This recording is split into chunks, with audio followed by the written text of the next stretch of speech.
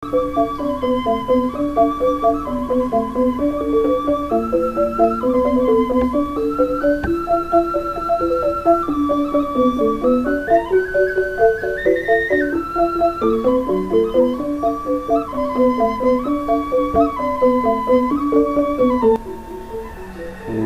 Swastiastu.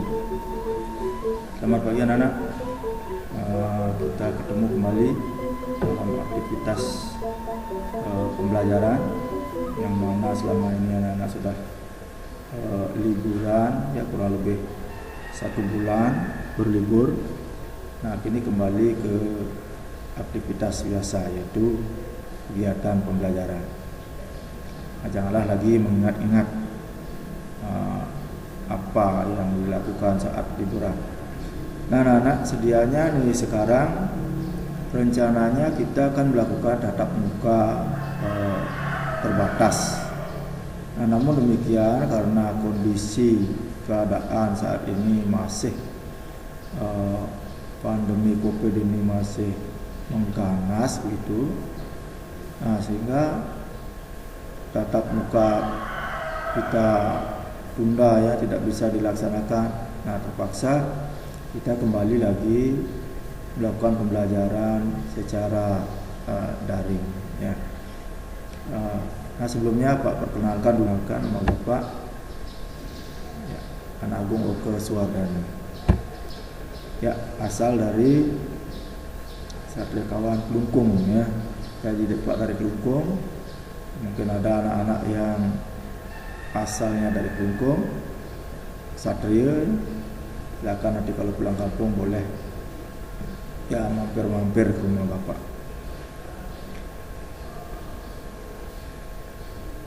Nah, anak-anak, di kelas 9 ini, ya, kita nanti akan mempelajari tentang sistem reproduksi. Ya, yang pertama sistem reproduksi.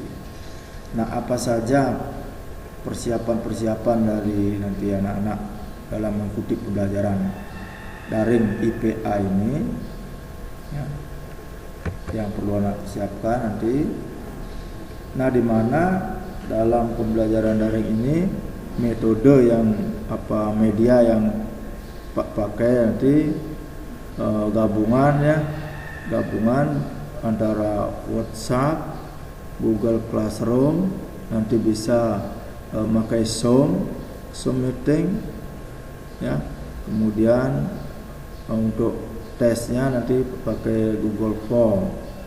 Nah, yang mana setiap minggu itu untuk evaluasinya, apakah proses pembelajaran berjalan dengan baik, nanti anak-anak akan evaluasi dengan, ya, pemberian tugas atau tes-tes akhir dari pembelajaran.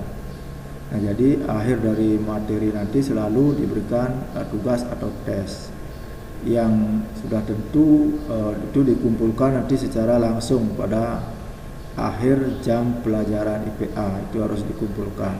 Nah, kalau tidak dikumpulkan pada hari itu, nanti itu dianggap anak-anak tidak mengikuti. Nah, demikian juga nanti absensi, dia akan selalu periksa absensinya. Nah, kemudian untuk penilaiannya nanti yang nilai, ya, tugas yang setiap minggu atau tes akhir pembelajaran setiap minggu, nanti ada juga nanti ulangan harian, ada ulangan tengah semester dan ulangan akhir semester. Nah, oleh karena itu anak-anak yang perlu anak persiapkan nanti dalam kegiatan pembelajaran IPA ini, ya, nanti siapkan buku, ya, buku paket. Nanti anak-anak akan dapatkan di sekolah buku paket. Kemudian juga paket data, siapa tahu nanti anak-anak mencari nanti di internet, ya. Kemudian buku tulis, yaitu untuk nanti membuat tugas, ya. Kalau ada tugas buat pada buku tulis.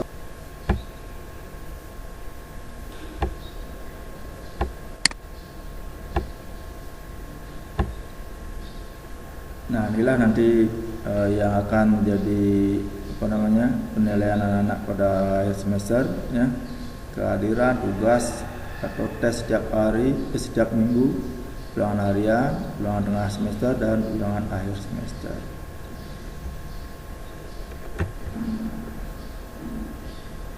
Nah, sistem reproduksi pada manusia. Jadi yang pertama materi yang akan anak pelajari itu adalah sistem reproduksi pada manusia. Reproduksi, ya. Re itu artinya kembali, produksi hasil menghasilkan kembali, atau bisa kita katakan sebagai berkembang biak. Nah, ini adalah merupakan salah satu ciri daripada makhluk hidup. Jadi setiap makhluk hidup itu akan melakukan reproduksi atau perkembangbiakan, termasuk juga pada manusia. Jadi manusia juga berkembang biak. Nah, apa saja yang perlu dipelajari di dalam mempelajari sistem reproduksi?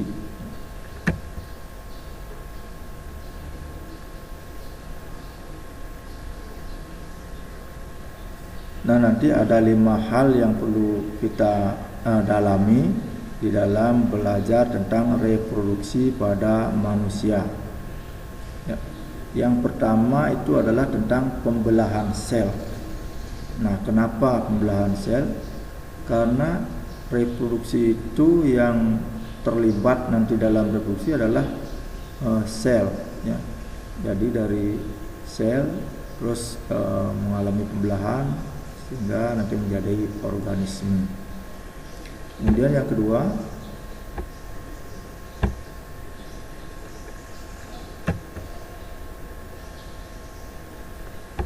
adalah struktur dan fungsi organ reproduksi pada laki-laki. Nah, apa saja organ-organ pada laki-laki yang terlibat nanti di dalam sistem reproduksi, ya. Jadi apa saja, fungsinya apa saja. Yang ketiga, struktur dan fungsi organ reproduksi pada wanita. Nah, apa saja organ-organ pada wanita itu nanti yang terlibat di dalam sistem reproduksi. Selanjutnya, siklus menstruasi, fertilisasi, dan kehamilan. Nah, ini juga penting. Kenapa wanita atau perempuan itu dia mengalami menstruasi? Bagaimana terjadinya menstruasi? Fertilisasi atau pembuahan, bagaimana terjadinya pembuahan, di mana terjadinya, dan bagaimana proses terjadinya kehamilan. Nah, yang terakhir adalah penyakit pada sistem reproduksi manusia. Nah, kenapa kita mempelajari sistem reproduksi pada manusia itu?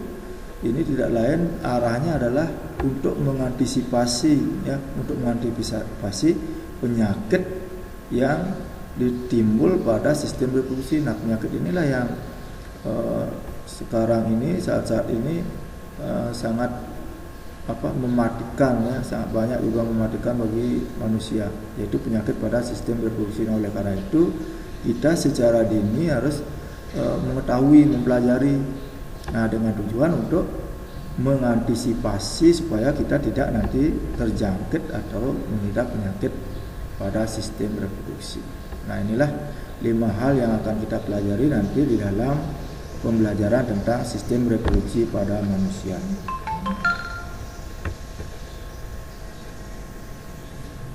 Nah, kita perlu juga ketahui bagaimana hierarki organisasi kehidupan. Ini anak-anak sudah pelajari sebenarnya ketika anak-anak di kelas 7 kemarin, ya.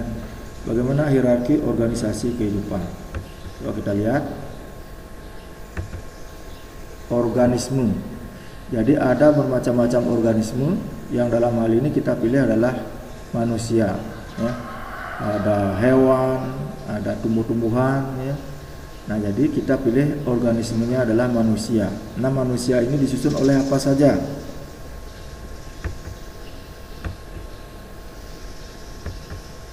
Nah, yang pertama yang menyusun organisme manusia ini atau termasuk hewan juga ialah terdiri dari sistem pencernaan, ya. Jadi sistem pencernaan ini tersusun atas beberapa organ. Nah, ini namanya sistem organ. Sistem organ pencernaan ada lambung, ada hati, ada usus, ya. Nah, jadi lambung, usus, ya, ada empedu, usus besar, usus halus, dan ada anus. Nah, ini adalah yang menyusun sistem organ pencernaan manusia. Yang kedua, dia juga tersusun atas sistem organ pernapasan. Nah, ini adalah sistem organ pernapasan. Nah, apa saja organ-organ pernapasan? Ya, ada dari hidung mulai, ya, hidung, tenggorokan, kemudian ada paru-paru. Ya. Nah, ini sistem organ pernapasan. Nah, kemudian ada sistem organ peredaran darah. Nah, ini sistem organ darah, apa saja organnya? Ya, dari jantung, ada pembuluh darah, ya, kemudian ada paru-paru juga, sistem organ peredaran darah, sistem organ peredaran darah. Ada juga sistem organ reproduksi. Nah, inilah yang kita akan pelajari nanti, sistem organ reproduksi. Ya, apa saja? Ya, ada nanti sel telur yang pada wanita, ya, ada uterus, ya. Nah, dan ada beberapa lagi sistem organ yang menyusun organisme, baik laki-laki maupun perempuan. Nah, jadi ada beberapa lagi. Nah, ini contoh-contohnya sistem organ. Nah, sistem organ ini masing-masing tersusun atas organ-organ. Nah, kita ambil contohnya, sistem organnya adalah sistem organ pencernaan. Jadi dia tersusun atas organ-organ lambung, usus, ya, ada usus besar, usus halus, usus 12 jari, kemudian terakhir anus. Nah, inilah sistem organ. Nah, kemudian kalau kita ambil organ lambungnya, apa saja yang menyusun organ lambung? Nah, kalau kita ambil ada jaringan, ya, jaringan kulit. Jadi lambung ini ada jaringan kulitnya, ya. Ada nanti di dalamnya ada endodermisnya, ya. Nah, ini salah satunya adalah ini jaringan kulit yang paling luar. Ada jaringan darahnya juga. Nah, kemudian kalau jaringan ini tersusun atas apa saja? Nah, inilah yang tersusun oleh bagian yang terkecil dari organisme yang disebut dengan sel. Jadi sangat kecil. Bahkan ini tidak bisa dilihat oleh mata yang telanjang, ya. Harus memakai alat baru bisa nanti kita melihat sel. Perhatikan, ya, bayangkan seberapa kecilnya yang disebut dengan sel. Coba kita lihat apa saja yang terdapat di dalam sel. Meskipun dia kecil, tapi di dalamnya juga masih terdapat organel-organel, terdapat bagian-bagian atau struktur yang menyusun sel.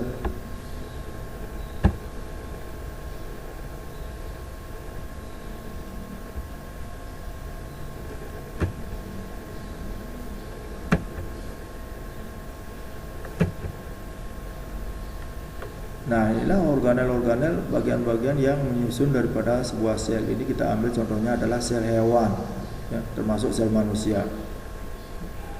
Ya, coba kita lihat. Sel adalah bagian paling kecil pada makhluk hidup. Semua sel mempunyai 3 hal kesamaan, tak peduli jenis sel apapun. Semua sel mempunyai membran sel yang memisahkan bagian dalam sel dari lingkungannya, mempunyai sitoplasma yang merupakan cairan seperti jeli, dan mempunyai DNA yang merupakan materi genetik. Organel berarti organ kecil. Organel adalah bagian istimewa sel yang mempunyai tugas unik yang harus dilakukan. Mari kita mulai dari nukleus. Nukleus mengandung DNA atau materi genetik.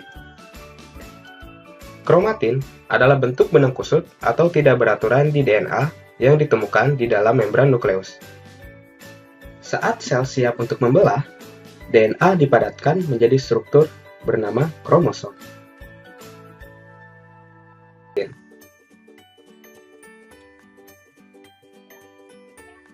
Di luar nukleus, ribosom dan organel lainnya melayang di daerah sitoplasma, yang merupakan cairan seperti jeli. Ribosom melayang dengan bebas di sitoplasma atau melekat pada retikulum endoplasma atau yang disingkat dengan RE. Vakuola adalah kantung yang menyimpan berbagai macam material. Di dalam sel tumbuhan, vakuola sebagai pusat penyimpanan air. Mitokondria adalah sumber atau rumah energi untuk sel tumbuhan atau hewan. Saat proses respirasi, mitokondria membuat molekul ATP yang menyediakan energi untuk semua aktivitas sel. Sel yang membutuhkan lebih banyak energi mempunyai lebih banyak mitokondria. Nah, jadi sel tadi itu sangat berperanan penting ya di dalam sistem reproduksi. Ya, jadi kita tahu sel yang sangat kecil itu nanti terus berkembang, membelah sehingga menjadi besar, menjadi organisme ya, menjadi manusia. Nah, coba bayangkan bagaimana prosesnya dari sel yang sangat kecil itu bisa mengembang menjadi manusia. Nah, sebelum itu kita akan pelajari dulu bagaimana sel itu mengalami pembelahan. Jadi pembelahan sel ada dua jenis, yaitu pembelahan mitosis dan pembelahan meiosis. Nah, jadi anak-anak bisa lihat bagaimana proses pembelahan mitosis ya. Coba lihat. Apa itu pembelahan sel? Ya, secara umum pembelahan sel itu diartikan sebagai proses yang membagi satu sel induk menjadi dua sel anak atau lebih. Oke? Apa maksudnya? Kita lihat contohnya. Misal gini, anggap ini misalkan satu buah sel. Satu buah sel ini, setiap sel makhluk hidup, selama dia hidup, maka sel itu akan selalu cenderung untuk membelah. Oke? Apa tujuan ini? Dia bisa membelah menjadi dua buah sel yang sama. Nah, sel ini kita sebut sebagai sel anakan. Nah, masing-masing sel anakan juga bisa membelah menjadi dua sel anakan yang baru, sehingga nanti kita akan peroleh 4 buah sel anak. Keempat buahnya ini masing-masingnya juga nanti bisa membelah, sehingga jumlahnya makin lama makin banyak. Nah, ini terjadi pada semua makhluk hidup. Selama dia hidup, maka dia cenderung akan terus membelah sel ini. Cuma makin lama, makin tua, ketika usianya makin tua, maka kemampuannya untuk membelah akan semakin kecil. Oke? Contohnya orang tua. Ketika kita semakin tua, maka sel-sel tubuh kita akan makin lambat membelahnya. Prosesnya akan terjadi semakin lambat. Terus, apa tujuan sel itu membelah? Tujuan sel membelah, pertama, tujuannya adalah untuk pertumbuhan. Dulu waktu kelas 7 udah pernah belajar tentang pertumbuhan kan? Apa yang dimaksud dengan pertumbuhan? Pertumbuhan kalau secara biologi diartikan sebagai proses penambahan ukuran yang nggak bisa balik lagi. Apa contohnya? Misalkan nambah tinggi. Kalian kalau nambah tinggi, mungkin nggak nanti jadi pendek lagi? Nggak mungkin. Oke? Terus nambah kepintaran misalkan. Nambah kepintaran ini contohnya kayak gini. Dulu waktu bayi bisanya cuma nangis doang. Sekarang udah bisa ngomong, udah bisa ketawa, udah bisa jalan, lari. Itu kita sebut sebagai pertumbuhan. Gara-gara ada tujuan pembelahan sel yang pertama adalah untuk pertumbuhan. Yang kedua, pembelahan sel berfungsi untuk perbaikan. Apa yang biasanya diperbaiki? Ya, sesuatu yang rusak. Nah, tubuh kita juga bisa mengalami kerusakan. Apa contoh kerusakan yang paling sederhana? Yang paling sering kita alami? Luka. Oke? Luka adalah salah satu contoh kerusakan yang perlu diperbaiki. Nah, ini ada contohnya. Nih, dia ngalami luka pada jari tangannya. Nah, luka itu makin lama, ya dia bisa sembuh sendiri. Kadang-kadang nggak perlu diobati, dia bisa sembuh sendiri. Kenapa bisa sembuh? Gara-gara sel-sel yang berada di dekat luka itu mengalami pembelahan, sehingga lukanya bisa ditutup oleh sel-sel yang baru. Yang ketiga, pembelahan sel bertujuan untuk proses reproduksi. Nah, apa itu reproduksi? Reproduksi adalah perkembangbiakan. Oke? beranak, lalu kemudian anaknya beranak lagi, itu kita sebut sebagai reproduksi. Nah, pembelahan sel dengan tujuan reproduksi ini terjadi pada sel-sel kelamin. Kalau pada laki-laki kita nyebutnya sebagai sperma, kalau pada perempuan kita nyebutnya sebagai sel telur. Oke? Yang kalau terjadi fertilisasi atau pembuahan nanti akan menghasilkan janin, calon manusia yang baru. Bayi yang ada di perut ibu kita sebut sebagai janin. Nah, kita nanti akan ngebahas sampai ke sini. Oke? Ini tujuan dari pembelahan sel. Jadi ada 3. Yang pertama untuk pertumbuhan, yang kedua untuk perbaikan, dan yang ketiga untuk reproduksi. Ini 3 tujuan utama pembelahan sel. Nah, sekarang kita ngebahas tentang apa jenis-jenis dari pembelahan sel. Oke? Ada 2 jenis utama dari pembelahan sel. Ada namanya pembelahan mitosis, ingat, mitosis, dan pembelahan meiosis. Oke? Ada mitosis, ini kita lingkari. Ada meiosis, mito sama mio. Oke? Nah, apa beda di antara keduanya? Perbedaannya, yang pertama, berdasarkan jumlah sel anakan yang dihasilkan. Mitosis itu akan menghasilkan 1 sel anakan. Jadi 1 buah sel yang mengalami pembelahan mitosis akan menjadi 2 buah sel yang baru. Nah, sementara kalau pembelahan meiosis akan menghasilkan 4 sel anakan. Jadi dari 1 sel induk nanti akhirnya akan menjadi 4 buah sel anak. Oke? Ini perbedaan yang pertama, berdasarkan jumlah sel anak yang dihasilkan. Mitosis ada 2 sel anak, meiosis ada 4 sel anak yang dihasilkan. Perbedaan yang kedua, pada pembelahan mitosis, sel anak identik dengan sel induknya. Identik itu berarti sama persis. Anak yang dihasilkan, sel-sel anak yang dihasilkan, 2 buah sel anak ini, itu memiliki bentuk dan sifat yang sama dengan sel induknya. Sementara kalau pada pembelahan meiosis, sel anak yang dihasilkan tidak identik, beda dengan sel induknya. Oke, jadi keempat ini beda sama induknya. Terus yang ketiga, kenapa sel anak identik dengan sel induknya kalau pembelahan mitosis? Penyebabnya gara-gara kromosom sel anak sama dengan sel induknya. Kromosom apa itu? Nah, kalau pada mitosis, kromosom sel anak, sel hasil pembelahannya sama dengan sel induknya. Oke? Berarti kromosomnya berpasangan, sama halnya seperti induknya. Berbeda dengan meiosis. Kalau pada meiosis, kromosom sel anak yang dihasilkan, sel anak ini sel hasil dari pembelahannya, itu jumlahnya hanya setengah dari sel induknya. Jadi kalau induknya 2N, maka anaknya, sel anaknya itu punya kromosom yang jumlahnya adalah N. Sering disebut dengan istilah haploid. Oke? Beda kan? Diploid berarti 2N, kromosomnya sama dengan kromosom induknya yang jumlahnya sama. Sementara kalau meiosis, dia sifat sel anaknya adalah haploid atau N, kromosomnya setengah dari sel induknya. Oke? Ini perbedaan yang ketiga. Terus perbedaan yang keempat, tempat terjadinya. Mitosis terjadi pada sel tubuh. Apa itu sel tubuh? Ya, sel seluruh tubuh kita. Sel kulit, sel otot, sel tulang, sel apa lagi? Nah, kalau pada pembelahan meiosis, ini terjadi pada sel kelamin dalam proses reproduksi seksual. Oke? Ini terjadi pada pembentukan sel sperma dan sel telur pada manusia ataupun pada hewan tingkat tinggi. Nah, tahap pada pembelahan mitosis itu ada 4 tahap utama. Yang pertama kita mulai dari sebelum kita mulai tahapnya, dulu kita pernah belajar tentang sel, tentang bagian-bagian sel. Nah, sekarang kita ingat-ingat lagi bagian-bagian sel ini, karena nanti untuk memahami proses pembelahan mitosis ataupun meiosis akan lebih gampang kalau kita tahu nama bagian-bagian sel. Nah, kita mulai dari yang tengah ini.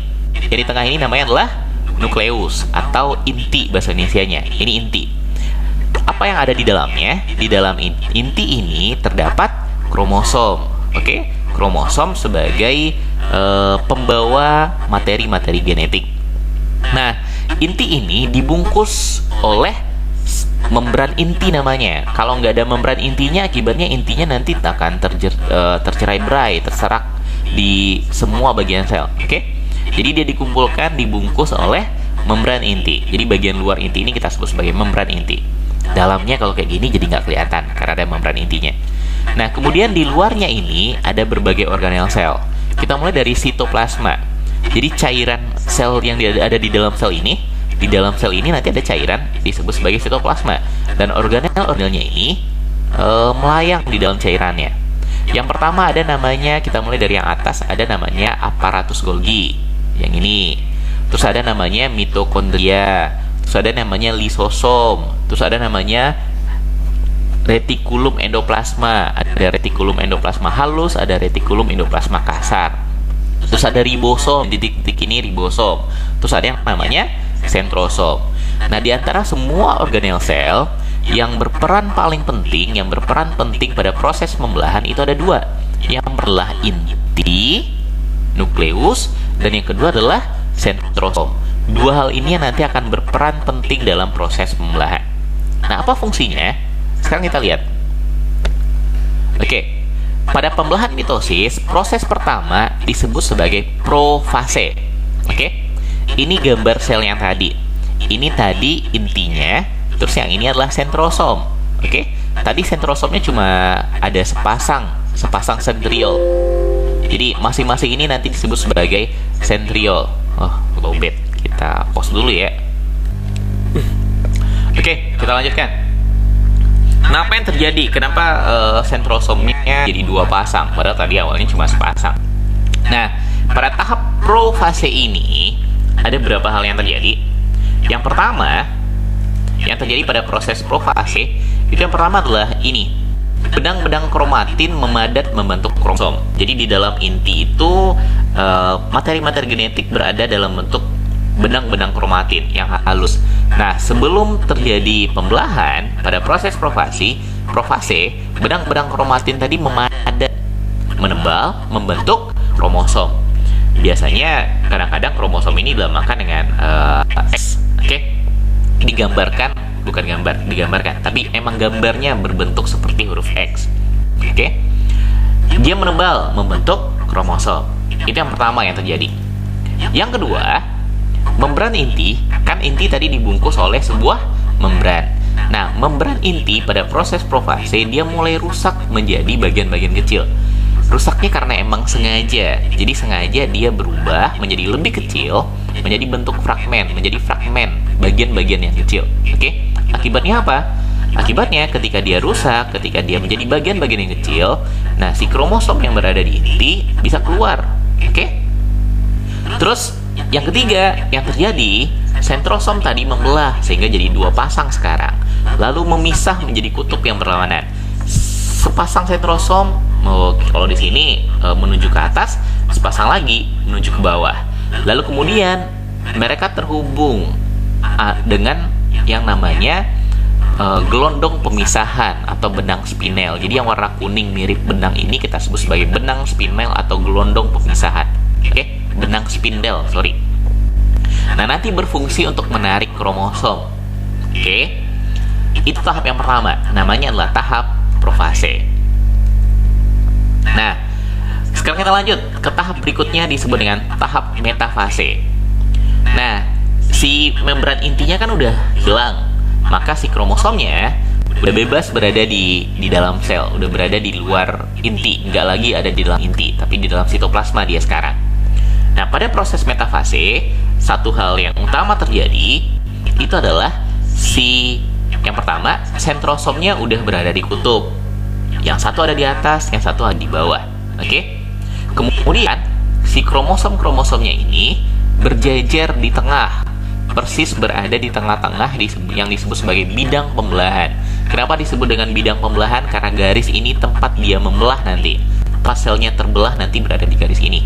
Dan si kromosom udah berjejer di sana. Oke? Udah bersiap-siap untuk membelah. Jadi kromosomnya yang dibelah terlebih dahulu. Ini proses yang kedua. Namanya metafase. Yang pertama, profase. Yang kedua kita sebut sebagai metafase. Oke? Lanjut, proses yang ketiga. Proses ketiga kita sebut sebagai proses anafase. Nah, coba perhatikan gambarnya. Apa yang terjadi pada kromosomnya? Kromosom yang tadi berjejer, oke, di bidang pembelahan di tengah-tengah, sekarang ditarik oleh sentrosomnya. Sentrosom atas narik ke arah atas, sentrosom yang berada di bawah narik ke arah bawah, sehingga kromosomnya jadi terpisah, oke, jadi terbelah kromosomnya. Sebagiannya pergi ke atas, sebagiannya lagi pergi ke bawah. Itu yang terjadi. Namanya kromatid istilahnya. Jadi kromatid saudara dari setiap pasangan, ini awalnya berpasangan, memisah menuju kutub yang berlawanan. Ada yang menuju kutub atas, ada yang menuju kutub bawah. Oke, ini yang terjadi pada proses anafase. Jadi yang pertama tadi namanya adalah profase, yang kedua metafase, dan yang ketiga adalah anafase. Oke. Nah, berikutnya proses yang keempat dan yang terakhir pada proses pembelahan mitosis ini. Kita nyebutnya telofase. Kromosom yang udah terpisah, yang udah ke atas sebagian dan ke bawah sebagian, berikutnya mulai dibungkus lagi oleh membran inti. Jadi membran inti yang tadi awalnya di profase mulai menghilang, oke, berubah menjadi fragmen. Di bagian telofase, membran inti kembali lagi membungkus kromosom. Oke, masing-masing ada di sel yang atas dan ada di bagian bawah. Oke, jadi nanti akan dihasilkan 2 buah sel dengan 2 buah inti. Terus yang kedua, si kromosomnya mulai meregang. Kan tadi pada profase kromosom dibentuk, kromatin memadat membentuk kromosom. Nah, sekarang kromosomnya akan meregang lalu akan berubah lagi jadi benang-benang kromatin. Oke, jadi benang-benang halus kromatin. Terus berikutnya yang tiga, yang terjadi terbentuk cincin pembelahan. Yang mana cincin pembelahan itu berupa lekukan ini. Oke, di lekukan inilah kemudian sel akan membelah. Sel akan terbagi 2. Satu sel ada di atas dengan satu sel ada di bawah. Sel yang persis sama seperti sel induknya. Oke, dengan jumlah kromosom yang sama. Oke, sehingga dihasilkan ada 2 sel anakan. Nah, ini kita sebut sebagai proses mitosis. Ingat prosesnya? Profase yang pertama, metafase, anafase, sama telofase. Oke? Nah, itulah tadi penjelasan dari pembelahan mitosis ya, bagaimana proses terjadinya pembelahan mitosis, apa saja tahapannya, ada 4 tahap di sana ya, profase, metafase, anafase, dan telofase. Ya, anak-anak silakan dihafalkan apa ada ciri-ciri ya, apa ciri-ciri dari setiap tahap itu. Jadi profase apa cirinya, apa terjadi di sana, metafase apa, anafase apa terjadi, dan telofase apa. Nah, itu yang sering biasanya keluar di dalam soal-soal ya. Nah, demikian juga tujuan ya, tujuan daripada pembelahan sel. Nah, ada 3 tadi, silakan itu nanti dipelajari. Nah, kalau nanti ada pertanyaan, anak-anak boleh nanti silakan ditanyakan ya sama Bapak ya, baik melalui WA ataupun melalui Google Classroom ya, silakan. Nah, selanjutnya adalah pembelahan yang kedua, yaitu pembelahan meiosis. Nah, bagaimana tahapan-tahapan atau proses yang terjadi pada pembelahan meiosis ya. Adalah kita ikuti ya video dari proses pembelahan meiosis berikut ini ya.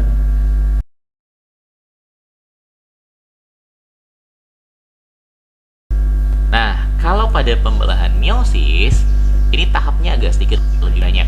Kan tadi kalau pembelahan meiosis yang dihasilkan adalah 4 sel anakan, dan prosesnya lebih banyak, lebih panjang. Nah, proses yang pertama kita nyebutnya sebagai profase. Ini kita zoom aja dulu. Ini zoom kalau nggak salah nih. Nah, ini. Nah, pada proses profase ini pada proses yang pertama kita nyebutnya sebagai profase 1. Oke? Yang terjadi pada proses profase 1 hampir sama dengan tadi. Yang pertama, membran inti berubah menjadi bagian-bagian kecil atau fragmen. Membran intinya mulai menghilang sehingga kromosomnya menjadi bebas berkeliaran di dalam sel, oke, di dalam sitoplasma. Terus yang kedua, apa yang terjadi? Kromatin ya sama kayak tadi. Kromatin memadat menjadi kromosom. Terus bedaannya terjadi di sini. terjadi pindah silang di antara kromosom, terjadi ada kaki-kaki kromosom yang saling bersilangan, ada bagian-bagian yang pindah, bagian dari kromosom pindah ke bagian berikutnya. Oke? Nah, inilah yang mengakibatkan kromosom anak berbeda dengan kromosom induknya. Karena terjadi perpindahan silang, maka ketika dia membelah, maka kromosom yang dihasilkan, kromosom anak yang dihasilkan berbeda dengan kromosom induknya. Oke? Ini yang kedua. Terjadi pindah silang pada kromosom. Terus berikutnya, sentrosom ini sama kayak tadi.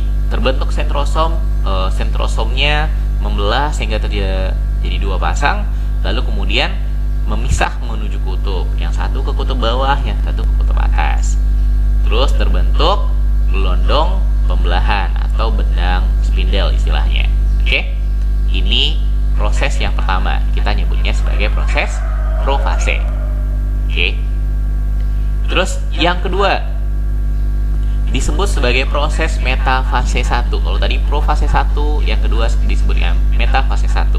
Mirip yang terjadi sama metafase pada mitosis. Nah, pada metafase 1 ini yang terjadi, kromosom berjejer pada bidang pembelahan. Oke?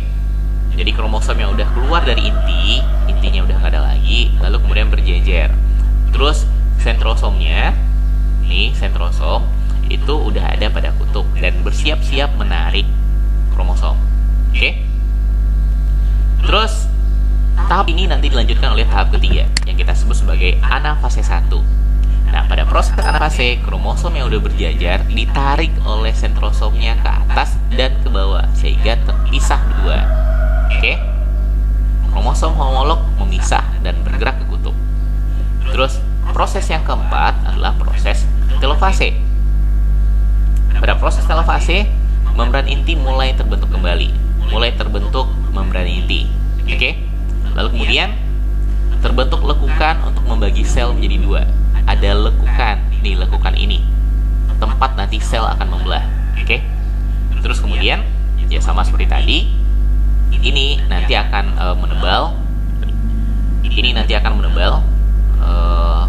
Tapi sebelumnya ya dia akan menebal, membentuk kromosom akan membentuk kromatin lagi. Ini kita sebut sebagai telofase 1. Nah, ini tahap pertama. Ini disebut sebagai meiosis 1 istilahnya. Jadi dari tahap pertama dari profase 1 sampai telofase 1, 4 tahap pertama ini disebut sebagai meiosis 1. Oke? Nah, meiosis tidak berhenti sampai di sini. Nah, ketika ini udah membelah, proses pembelahannya nanti disebut sebagai sitokinesis. Terjadi sitokinesis sehingga dibentuk dua sel anakan yang haploid. Nah, berikutnya ada proses yang kita sebut sebagai profase 2. Ini kita nyebutnya profase 2. Jadi dari telofase 1 nanti menjadi profase 2. Apa yang terjadi di profase 2 mirip seperti yang terjadi di profase 1. Setiap sel anak yang tadi dihasilkan, kan telofase 1 nanti mengalami sitokinesis. Sitokinesis ini istilah untuk proses pembelahannya. Dia terpecah menjadi dua. Masing-masing sel anak akan mengalami profase 2. Yang terjadi pada profase 2 ya sama kayak tadi. Sel anakan ini sifatnya haploid. Kromosomnya setengah dari kromosom induknya. Tadi induknya kalau kita perhatikan ada 1, 2, 3, 4. Ada 4 kromosom. Jadi yang berbentuk X ini disebut dengan satu kromosom. 1, 2, 3, 4. Nah, masing-masing sel anak sekarang tinggal 2 kromosom. Oke? Maka disebut sebagai sel anakan yang haploid. Nah, pada profase 2 ya yang pertama terjadi itu terbentuk gelondong pembelahan atau benang spindel. Si sentrosomnya akan bergerak menuju kutub. Terus kemudian membran inti berubah menjadi bagian-bagian kecil atau fragmen, ya sama seperti tadi. Sehingga nanti si kromosomnya, si kromatidnya bebas bergerak, yang nanti akan mulai bergerak ke bidang pembelahan, ke tengah-tengah. Kemudian tahap yang kedua kita nyebutnya sebagai tahap metafase. Nah, pada tahap metafase ini, ya sama kayak tadi, si kromatid tadi atau si kromosom itu udah persis berada di tengah-tengah, persis berjajar pada bidang pembelahan dan bersiap-siap ditarik oleh sentrosomnya. Dilanjutkan ke tahap yang kedua, ini bukan metafase 1 ya, ini metafase 2 harusnya. Ini kita perbaiki dulu. Harusnya ini kita sebut sebagai metafase 2. Ini salah tulis. Metafase 2. Ini anafase 2. Oke? Jadi habis metafase 2, nanti dilanjutkan oleh anafase 2. Oke? Nah, pada anafase 2, kromosom yang tadi udah berjejer ditarik ke kutub. Oke? Sentrosom atas nariknya ke atas, sentrosom bawah narik ke bawah. Ini yang terjadi, pisah dan bergerak ke kutub. Ini terjadi pada anafase 2. Terus nanti terakhir dilanjutkan oleh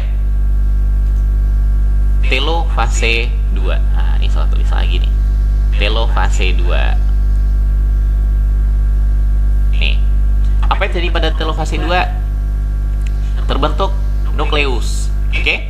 Membran inti yang tadi sempat hilang balik lagi, muncul lagi, ngebungkus masing-masing kromosom ini. Oke? Terus kemudian si kromatid terurai menjadi kromatin, balik lagi jadi benang-benang kromatin. Terus kemudian ada bidang lekukannya. Yang bidang lekukannya ini nanti akan mengakibatkan sel terpisah, sehingga nanti akan dihasilkan 4 buah sel anakan. 1, 2, 3, 4. Proses pemisahannya kita sebut nanti sebagai sitokinesis. Oke? Ini yang terjadi. Nah, pada proses meiosis ini, dari profase 1 sampai telofase 1 ini kita sebut sebagai meiosis 1, tahap pertama. Dari profase 1 sampai telofase 1 ada 4 tahap. Oke? Nah, dari profase 2 sampai telofase 2 ini kita sebut sebagai meiosis 2. Jadi dia terdiri dari 2 tahap utama. Meiosis 1, profase 1, metafase 1, anafase 1, dan telofase 1. Kemudian meiosis 2 dari profase 2 sampai telofase 2. Nah, itulah tadi bagaimana proses pembelahan sel secara meiosis. Jadi dia terjadi 2 kali tingkat, ya, 2 tahap, yaitu ada meiosis pertama, ada meiosis kedua. Nah, silakan anak-anak cari apa saja perbedaan dari proses pembelahan secara mitosis dan proses pembelahan secara meiosis. Nah, ini juga sering ditanyakan di dalam soal-soal, ya. Nah, silakan nanti anak-anak boleh diulang-ulang, ya. Kemudian yang mana yang tidak mengerti silakan anak-anak tanyakan, ya. Silakan anak tanyakan. Nah, itu tadi sementara dulu untuk pertemuan di awal kita, ya. Jadi untuk selanjutnya silakan anak-anak nanti lebih dipersiapkan lagi apa-apa yang perlu dipersiapkan yang sudah tadi Pak jelaskan untuk kelancaran dalam proses pembelajaran IPA ini. Nah, sekarang seperti janji Pak, setiap akhir dari materi, ya, kita akan evaluasi sejauh mana anak-anak menerima materinya,